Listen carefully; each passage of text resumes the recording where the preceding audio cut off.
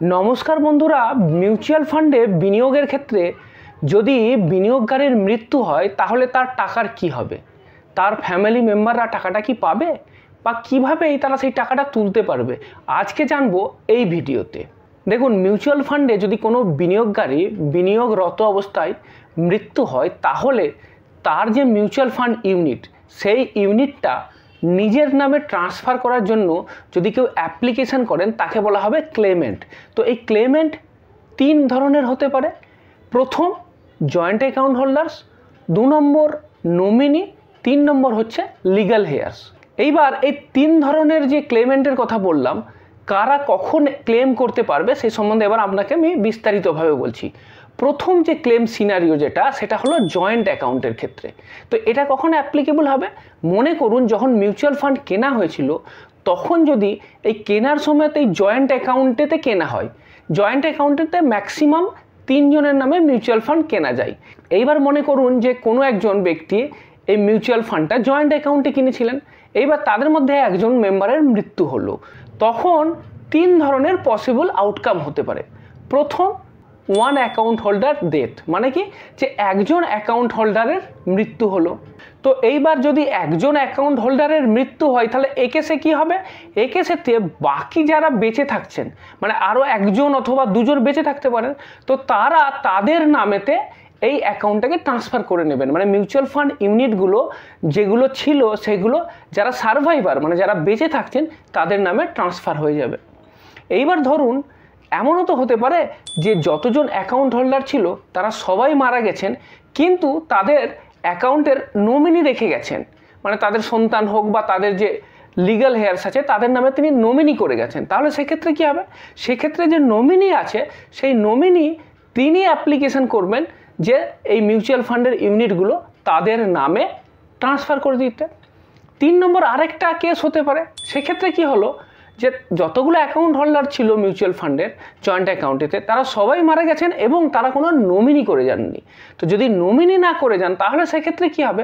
সেক্ষেত্রে তার যে লিগ্যাল হেয়ার্স আছে, মানে যারা আইনগত উত্তরাধিকার বলতে পারেন, সেই আইনগত উত্তরাধিকার যিনি আছেন তিনি সেটা ক্লেম করতে পারবেন যে আপনি এই মিউচুয়াল ফান্ড ইউনিটগুলো আমার নামে ট্রান্সফার করে দিন, কিন্তু তার আগে তার যে এই উত্তরাধিকার সত্ত্ব সেটাকে প্রমাণ করতে হবে, তার জন্য তাকে কিছু ডকুমেন্ট সাবমিট করতে হবে।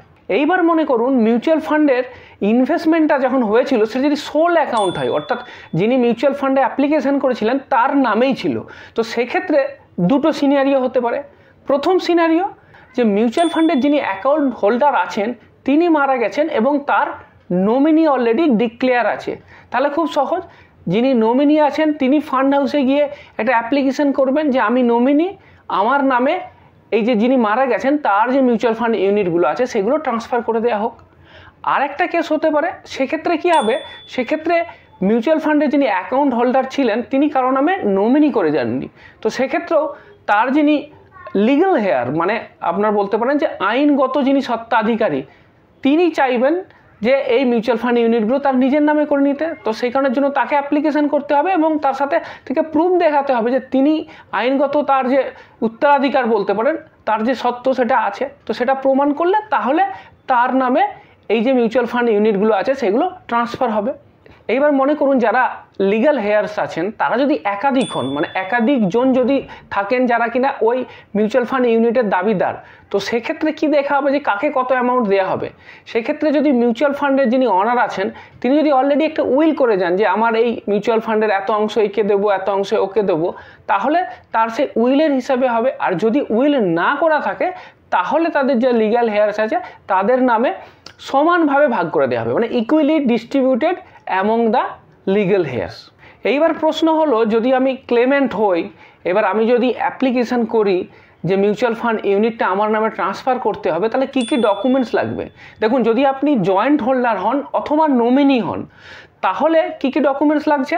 প্রথম একটা লেটার লাগবে, যে একটা রিকোয়েস্ট লেটার যে আমার নামে এই যে এই মিউচুয়াল ফান্ড ইউনিটগুলো আছে এগুলো ট্রান্সফার করে দিতে হবে, অথবা ট্রান্সফার যে রিকোয়েস্ট তার একটা ফর্ম আছে। এই যে ট্রান্সফার করে দেওয়া না, এটাকে ট্রান্সমিশন বলা হয়। মানে কোনো ব্যক্তি যদি মারা যান আর তারপরে যদি তার ইউনিটগুলো তার নমিনি হোক বা তার লিগ্যাল হেয়ার হোক অথবা তার যে জয়েন্ট অ্যাকাউন্ট হোল্ডার আছেন তার নামে যখন ট্রান্সফার করা হয় তো এটাকে লিগ্যাল ভাষায় বলা হয় ট্রান্সমিশন।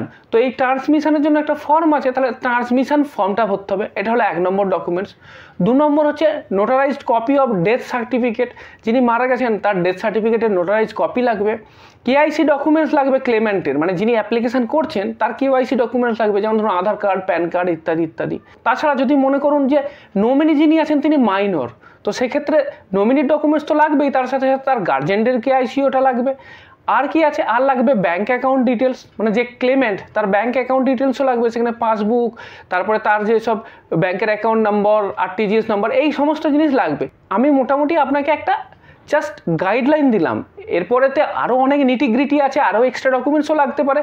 এরপর মনে করুন আপনি ক্লেমেন্ট কিন্তু আপনি নমিনি কিংবা joint account holder non, as a legal hair claim করছেন। এবার লিগাল হেয়ারের ক্ষেত্রে কিন্তু আপনাকে প্রথমত এস্টাবলিশ করতে হবে যে আপনি ওনার লিগাল হেয়ার, তো সেই কারণের জন্য আপনাকে কিছু কিছু ডকুমেন্টস দিতে হবে। তার বুঝতে পারছেন যে লিগাল হেয়ার তখনই অ্যাপ্লিকেবল হবে যখন আপনি যে মানুষ মারা গেছেন অর্থাৎ যার নামে মিউচুয়াল ফান্ড ছিল তার জয়েন্ট অ্যাকাউন্ট হোল্ডার হননি, অথবা আপনি তার নমিনি নন, তিনি ডিক্লারেশন করে যাননি আপনাকে নমিনি।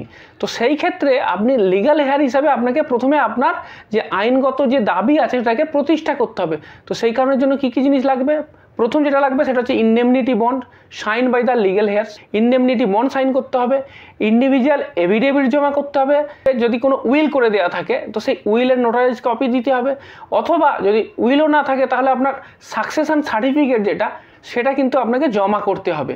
আর তাছাড়া আগের যে ডকুমেন্টসগুলো বলেছিলাম অর্থাৎ আগের কেসেতে সেগুলো তো লাগছেই, সেইগুলোর সাথে সাথে এগুলো এক্সট্রা লাগবে, কারণ হচ্ছে যিনি মৃত ব্যক্তি তিনি আপনার নামে নমিনি করে যাননি বা তিনি আপনার সাথে জয়েন্ট অ্যাকাউন্ট খোলেননি, সুতরাং তার জিনিসের যখন দাবি আপনি করবেন তো প্রথমে তো আপনাকে বোঝাতে হবে যে আপনি অ্যাকচুয়ালি তার আইনগত উত্তরাধিকার, তো সেটা প্রথমে প্রমাণ করে তারপরে আগের যে ডকুমেন্টসগুলো আছে সেইগুলো সাবমিট করতে হবে। এইবার প্রশ্ন হলো যে মৃত ব্যক্তির যে ইউনিটগুলো আছে সেইগুলো যখন আমি ক্লেমেন্টের কাছেতে সেটাকে ট্রান্সফার করব তার সাথে কোনো ট্যাক্স ইমপ্লিকেশন আছে কিনা, মানে এর জন্য কোনো ট্যাক্স লাগবে কিনা। দেখুন এখানে কোনো ট্যাক্স লাগবে না। কেন লাগবে না, কারণ এখানেতে মিউচুয়াল ফান্ড ইউনিট রিডিমশন বা বিক্রি করা হচ্ছে না, আমি শুধু কি করছি অনারশিপ চেঞ্জ করছি, আগে যিনি ছিলেন তার নাম থেকে অন্যজনের নামে করছি, তো এই জন্য কোনো ট্যাক্স লাগবে না। কিন্তু যদি আমি মিউচুয়াল ফান্ডের ইউনিট বিক্রি করে দিই বা আপনি অন্য কোনো নতুন মিউচুয়াল ফান্ড কিনতে চান ওগুলোকে বিক্রি করে দিয়ে, তখন মানে যখন আপনার নামে চেঞ্জ হয়ে যাওয়ার পর তারপরে যদি আপনি কোনো মিউচুয়াল ফান্ড ইউনিট বিক্রি করেন বা সেই সময়তে যদি আপনার কাছে কোনো ডিভিডেন্ড আসে সেক্ষেত্রে তার যে ট্যাক্স, ক্যাপিটাল গেইন ট্যাক্স, সেগুলো সব আপনার নামে অ্যাপ্লিকেবল হবে। তো এইখান থেকে কিন্তু কতগুলো কি লার্নিং পাওয়া গেল। প্রথম কি লার্নিং যেটা সেটা হচ্ছে নমিনেশন ইজ ক্রিটিক্যাল, এটা খুব ক্রুশিয়াল। আপনি যখনই মিউচুয়াল ফান্ড ইউনিট কিনবেন তার সাথে সাথে আপনার মিউচুয়াল ফান্ড ইউনিটের নমিনি করে যাবেন, কারণ নমিনি করে গেলে কি হবে, সিম্পলিফাই হবে প্রসেসটা। কারণ মানুষের জীবনে কে কতদিন বাঁচবে, কখন কার সাথে কি দুর্ঘটনা ঘটবে সেটা তো কেউ জানি না। সেক্ষেত্রে কি হবে, আপনার যারা উত্তরাধিকারী তারা যাতে খুব সহজে হ্যাসেল ফ্রি ওয়েতে আপনার সম্পদ যেটা সেটা তাদের নামে করতে পারেন, সেই কারণের জন্য আপনার নমিনেশনটা খুব ইম্পর্টেন্ট। তাছাড়া এটা কিন্তু আপনার লিগ্যাল যেসব আপনি বলতে পারেন কমপ্লিকেশান সেগুলো অ্যাভয়েড করতে পারবে, কারণ লিগ্যাল হেয়ার হিসাবে আপনাকে প্রতিষ্ঠা করতে গেলে তো অনেক ডকুমেন্টস দিতে হবে। তো যদি আপনি অলরেডি নমিনি করে যান তাহলে আর এইসব ঝামেলাগুলো থাকছে না, তিনি খুব সহজেতেই তার নামে এই অ্যাকাউন্টটাকে ট্রান্সফার করে নিতে পারবেন। আরেকটা জিনিস খুব ইম্পর্টেন্ট যে রেগুলারলি কিন্তু আপনাকে দেখতে হবে যে নমিনির ডিটেলসটা কিন্তু আপডেটও করতে হবে। ধরুন যার নামে আপনি আগে নমিনি করেছিলেন তিনি হয়তো মারা গেছেন, তো আপনাকে নমিনিটাও চেঞ্জ করতে হবে, তার নামগুলো চেঞ্জ করতে হবে। তো রেগুলারলি আপনার নমিনি যে ডিটেলস আছে সেটা কিন্তু রেগুলারলি আপডেট করতে হবে। আর একটা খুব ইম্পর্টেন্ট জিনিস সেটা হচ্ছে রেকর্ড কিপিং, এটাও খুব ইম্পর্টেন্ট। মানে আপনার যেসব ইনভেস্টমেন্ট আছে, এবার ধরুন মিউচুয়াল ফান্ডের ক্ষেত্রে কোন ফান্ড হাউস আছে সেই ফান্ড হাউসেতে আপনার মিউচুয়াল ফান্ডের স্টেটমেন্ট, বিশেষ করে তার ফোলিও নাম্বার, এটা তো খুব ইম্পর্টেন্ট।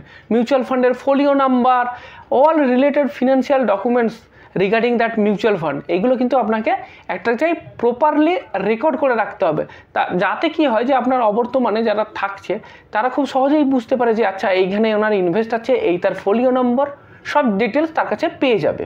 এবার এই যদি অর্গানাইজড অ্যাপ্রোচটা আপনি ফলো করেন তাহলে কি হবে যে আপনার যে সম্পত্তি, আপনার ফিনান্সিয়াল অ্যাসেট, সেটা কোথায় কতটা আছে সব কিছুই খুব সহজেই যারা আপনার লিগ্যাল হেয়ার আছে তারা এটা আইডেন্টিফাই করতে পারবে এবং তারা সেটাকে সেই হিসেব করে ইউজ করতে পারবে। আর সবশেষে এই যেটা আপনি রেকর্ড কিপিং করলেন সেটা কিন্তু একটা সেফ জায়গাতে স্টোর করে রাখতে হবে এবং একটা ফ্যামিলি মেম্বারকে জানিয়ে যেতে হবে যে এই জায়গাতে আমার এই জিনিসগুলো আছে, এই ডায়েরিটা আমি মেনটেন করি, এই ডায়েরিতে আমার সমস্ত ফিনান্সিয়াল অ্যাসেট তার সমস্ত ডিটেলস দেওয়া আছে, তার অবর্তমানে যাতে তারা খুব সহজেই আইডেন্টিফাই করতে পারে যে হ্যাঁ কোথায় কত অ্যাসেট আছে, কি তার ডিটেলস, সেটাকে তারা সঠিকভাবে ইউজ করতে পারবে।